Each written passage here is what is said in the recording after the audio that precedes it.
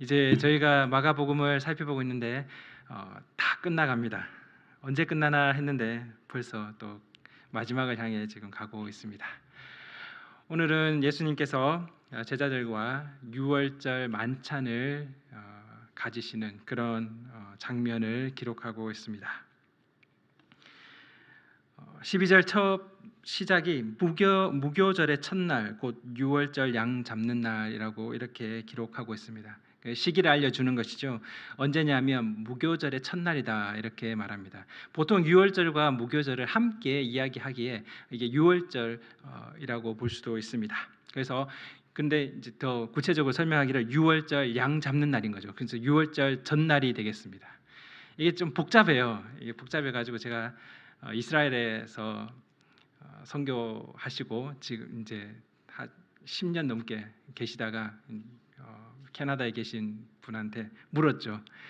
유월절 양을 언제 먹습니까? 언제 잡고 언제 먹습니까? 그래서 우리도 음력 달력이 있잖아요. 그것처럼 유대인들도 그 유대 달력이 있습니다. 그걸로 따지면 정월입니다. 정월. 그래서 첫 달이죠. 첫 달 14일째 양을 잡죠. 14일 저녁이 될 때 잡고 15일이 되는 시작하는 그 시점에 먹게 됩니다.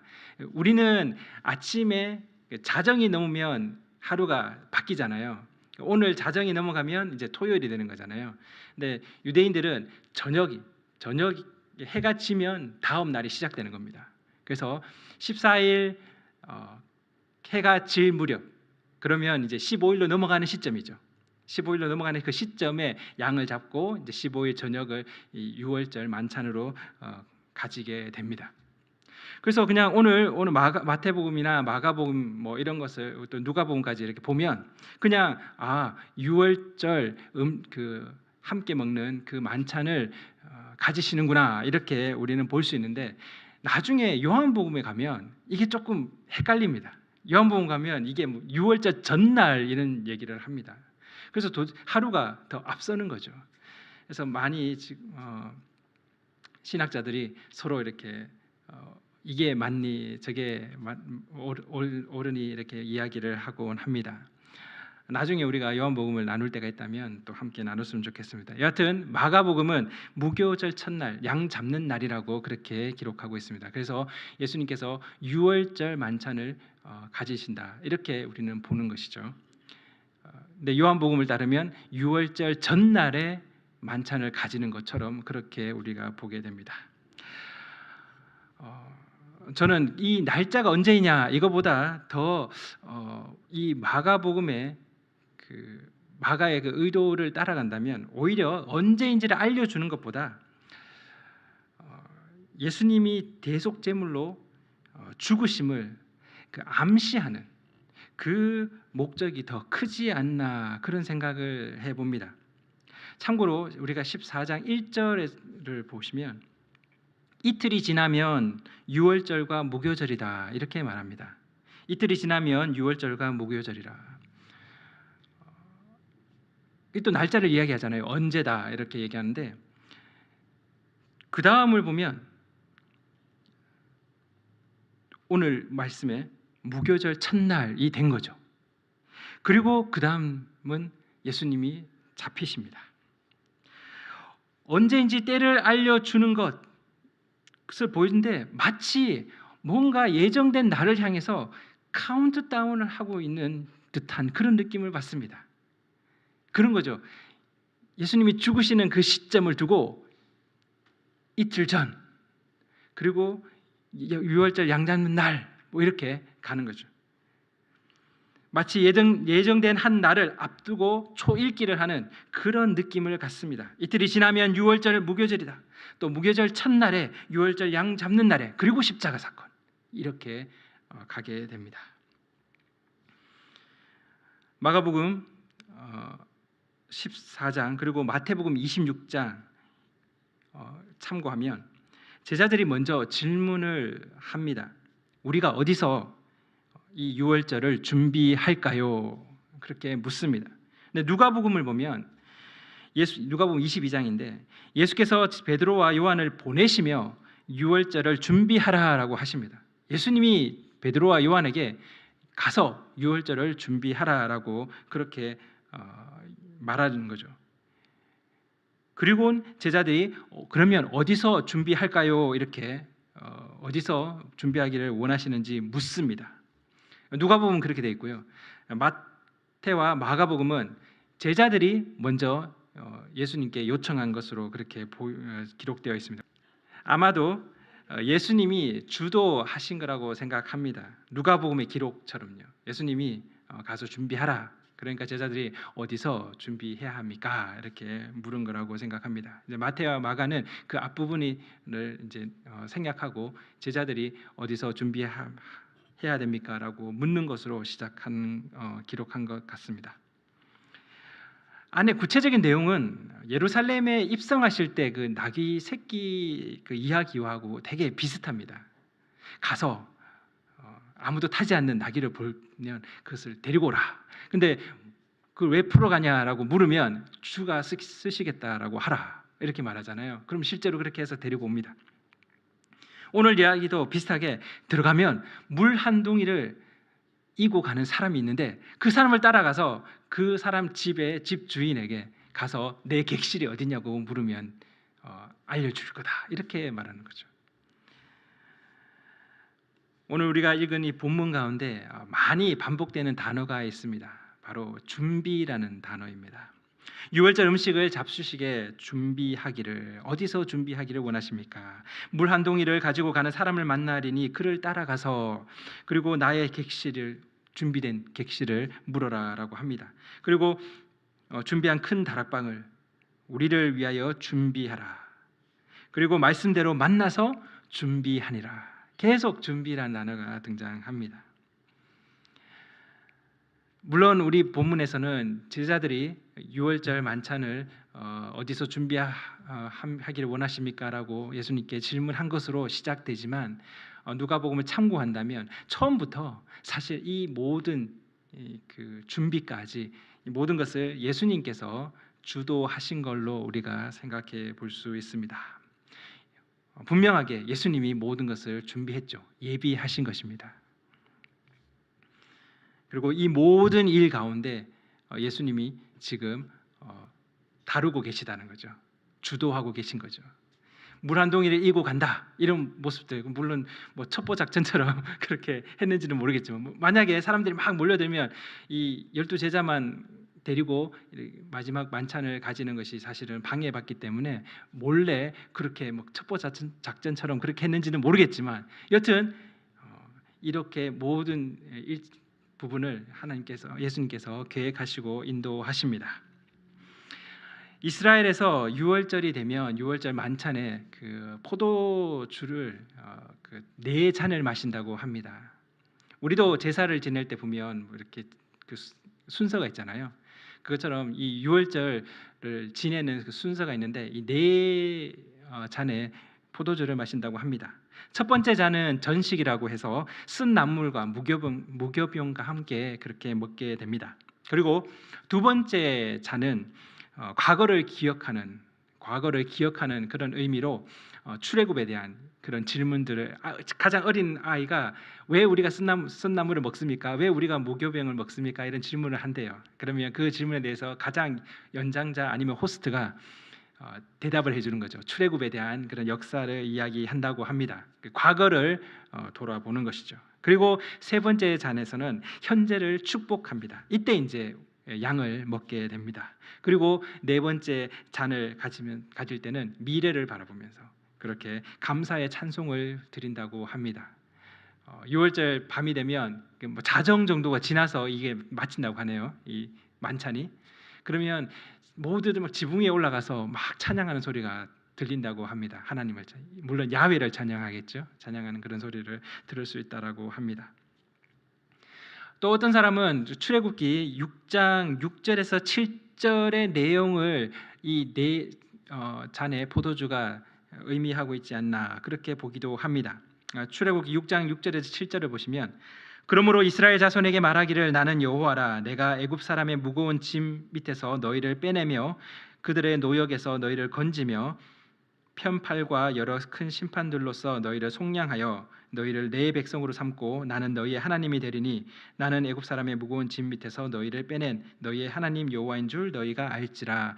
여기서 계속 반복된 같은 말이긴 한데 약간 다르게 반복하고 있는 것이 네 가지가 있는데, 너희를 빼내고 너희를 건지고 그리고 너희를 속량하고 그리고 너희를 내 백성으로 삼는다라는 이 네 가지를 이 네 잔이 의미한다라고 그렇게 보기도 합니다. 여튼 두 개를 다 종합해 본다면 결국에는 기쁨이 있는 것이죠. 해방입니다. 자유죠. 그 종된 곳에서 자유를 얻은 것입니다. 기쁜 날인 것입니다. 우리로 따지면 어떻게 보면 광복절하고 비슷한 그런 느낌이 되지 않을까 그런 생각도 해봅니다. 해방 그리고 자유를, 또 어떻게 보면 이스라엘 나라가 어떻게 시작되는 그런 부분이 물론 아브라함이긴 하지만 이스라엘의 민족이 민족의 그런 이름과 또 그 땅을 갖고 그렇게 나아가는 데는 이 출애굽이 아주 큰 그런 역할을 하게 됩니다. 결국 6월절은 축제 분위기입니다. 막 들떠 있는 거죠. 너무 기쁜 날입니다. 그래서 제자들이 정말 어디로 가서 준비할까요? 예수님이 준비하라 하고 하니까 이제 막 신난 겁니다. 그래서 어디 가서 준비할까요? 들떠서 제자들은 그렇게 막 있습니다. 그 축제를 즐기기 위한.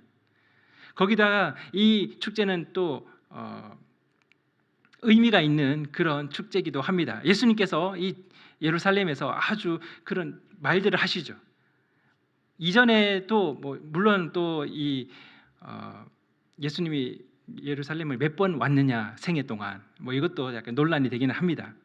한 번이냐 두 번이냐 세 번이냐 그런 얘기 있는데, 여튼 이 예수님께서 이번에 이 방문은 좀 특이한 부분이 있습니다. 예수님의 가르침이 그렇죠. 성전이 무너뜨릴 것이라고 하고 성전을 정화 사건도 있고 막 그런 것들이, 또 무화과 그에 대한 비유도 있고, 그래서 제자들이 막 들떠 있는 것이죠. 뭔가 일어날 것 같고.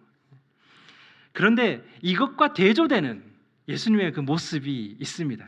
아마도 예수님은 비장하다라는 단어 혹시 아십니까? 비장한, 슬픈 거죠. 슬플 비에다가 그리고 굳셀장이라고 합니다. 슬픈 그런 모습에, 그런데 굳센 그런 마음을 가지고 있는, 비장한 거죠.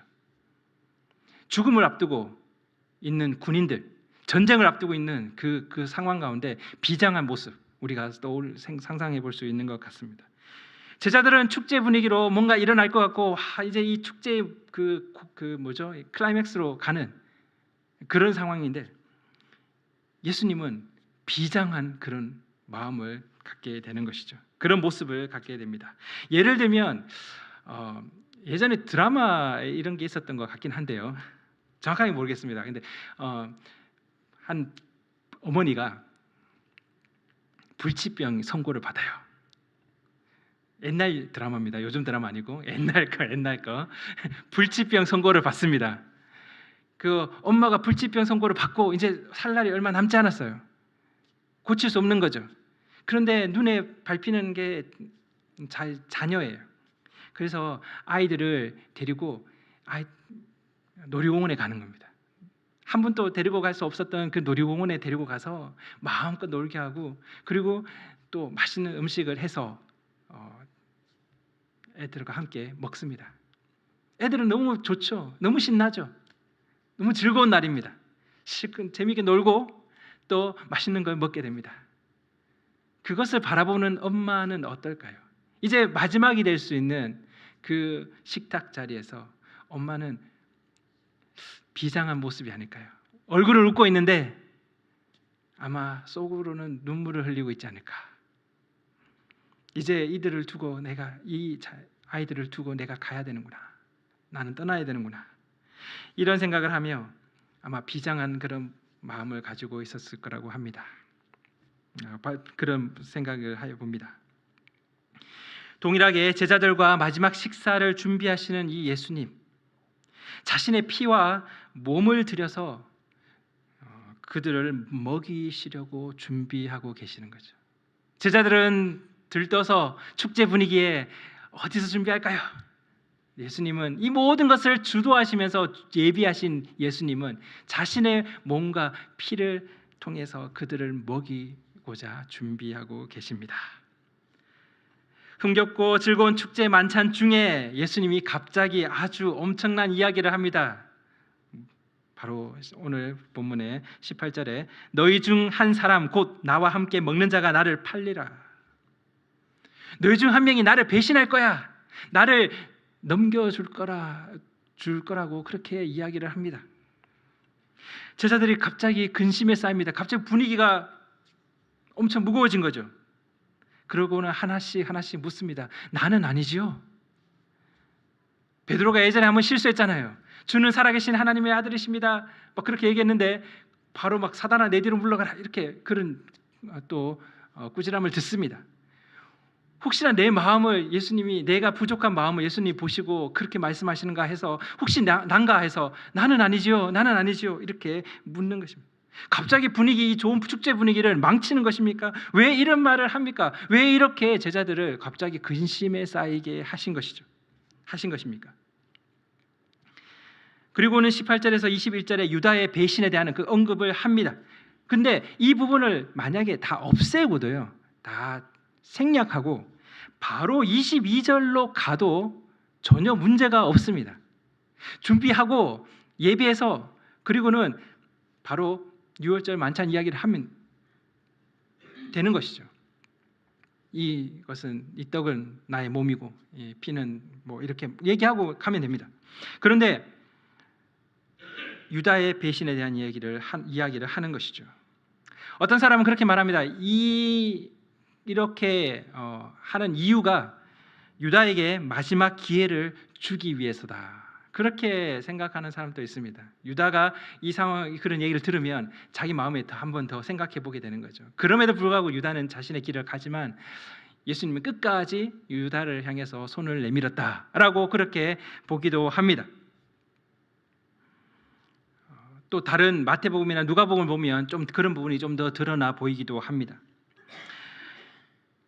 예수님의 이 언급은 제자들에게 시편 41편 9절을 연상케 한다라고 그렇게 보고 있습니다.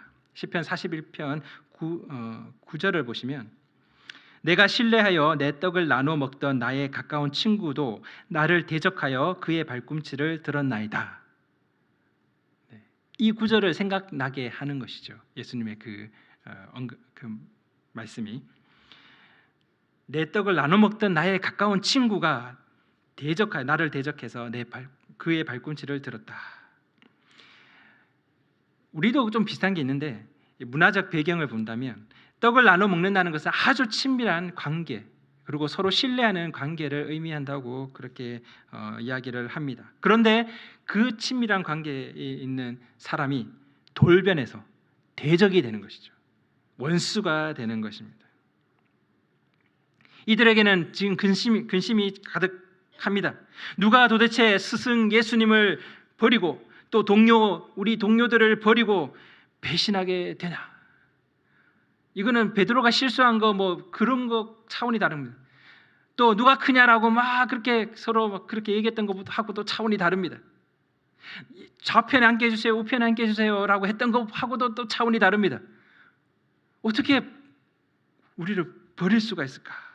근심에 쌓이고 침울해집니다. 도대체 누굽니까? 알려주세요. 이런 마음으로 얘기를 하겠죠. 근데 예수님의 대답은 이렇습니다. 12 중 하나 곧 나와 함께 그릇에 손을 넣는 자니라. 이게 가르쳐 준 겁니까? 사실 다른 또 복음서를 보면 유다가 이렇게 유다랑 예수님의 대화가 등장하기도 합니다. 그런데 실질적으로 누구인지 가르쳐 주는 것은 아닌 것 같습니다. 그것을 알았다면 그 언급이 되어 있겠죠. 근데 제자들은 몰랐다고 합니다. 유다가 뭘 사로 예수님께서 뭔가를 부탁해서 나간 걸로 그렇게 여겼다라고 합니다. 결국 누구인지 알려주려고 하는 것이 아닌 것이죠. 12 중에 나와 함께 그릇에 넣는 잘 봐. 내 그릇 손 넣을 때 같이 손 넣는 사람 걔야 하고 알려주기 위해서 이 말을 하신 게 아니라는 것입니다. 그렇다면 도대체 이 말의 뜻은 무엇인가? 결국에는 18절 내용을 반복하는 거예요. 조금 다르게 똑같은 이야기를 하는 것이죠. 나와 함께 먹는 자가 나를 팔리라. 나와 함께 그릇에 손을 넣는 자가 나를 팔 거다. 그 자다. 이렇게 말하는 것이죠. 그 자가 누구인지 알려주는 게 아니고 나와 함께 먹는 자, 내 그릇에 나와 함께 손을 넣는 자라고 그렇게 이야기하는 것입니다. 같은 내용을 반복한 것이죠. 누구인지 알려주는 것이 그것이 목적이 아닙니다. 사실 직접적으로 예수님을 넘겨준 것은 가룟 유다입니다. 그런데 다른 제자들도 마찬가지입니다. 동일한 것이죠. 베드로는 3번을 부인하고 또 다 도망갑니다.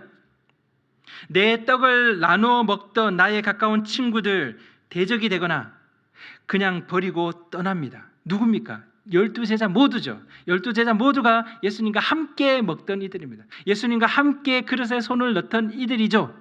근데 한 명은 배신하고 한 명은 3번 부인하고 나머지 다 도망가고, 배신하는 유다를 지적하는 것, 그것이 주된 목적도 아닙니다. 그가 돌이키기를 원해서 마지막 기회를 주는 것도 주된 목적인 것 같지는 않습니다. 어떻게 자신이 죽게 되는지 다 알고 있다는 것을 보여주는 신적인 능력을 보여주려는 것도 주된 목적이 아닌 듯합니다. 유다 한 사람을 지칭하는 것처럼 보이지만 그가 나를 팔 거다라고 하지만 결국은 제자 모두의 모습인 것을 나중에 제자들이 이 구절을 본다면 그렇게 느낄 거라고 생각합니다. 우리가 유다와 같은 모습이었다. 더 나아가서는 우리의 모습이기도 합니다. 우리의 모습. 너희 중 하나가 나를 팔리라. 나는 아니지요. 그렇게 반응했습니다. 너희가 다 나를 버리리라. 이거 다음에 할 건데, 그때 베드로가 뭐라고 얘기하면 다 버릴지라도 나는 버리지 않습니다. 죽을지언정 나는 버리지 않겠습니다. 근데 베드로만 그렇게 말한 것이 아니고 다른 제자들도 다 그렇게 말합니다. 주와 함께 죽을지언정 주를 부인하지 않겠나이다. 그런데 어떻습니까? 다 버리게 됩니다. 다 부인하죠. 유다가 나쁜 놈이다 라는 것을 말하려고 하는 것이 아닙니다. 유다같이 직접적으로 예수를 배신하고 팔아넘기지는 않았지만 예수님과 함께 먹던, 또 함께 먹는 이로서의 그 진정한 모습은 그 친밀한 관계를, 같이 음식을 나눠 먹는 그 친밀한 관계를 보여주는 제자들은 없었습니다. 나는 아니지요. 나는 그래도 예수님 잘 따르고 있지요. 유다 정도는 아니지요. 유다는 지옥 끝 밑바닥에 갈지라도 나는 그 정도는 아니지요.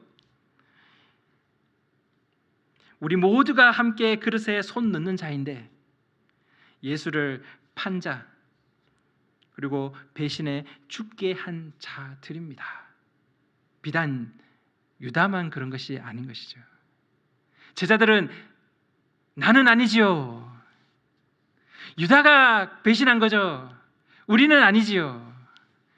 예수님의 말씀은 너희 모두가 나와 함께 떡을 먹는 자의 모습이 아니다라는 것입니다.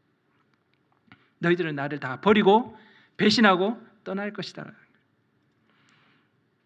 찬송가 가사에 이런 가사가 있습니다. 허물 많은 베드로를 용서하시고 의심 많은 도마에게 확신 주시고 사랑하는 그의 제자 가슴에 안고 부드러운 사랑으로 품어주셨네. 하나님과 함께 그릇에 손을 넣는 자, 하나님과 함께 먹는 자였던 우리가 하나님을 거부하고 예수를 멸시했습니다. 다 그렇죠. 우리 다 그런 존재였습니다.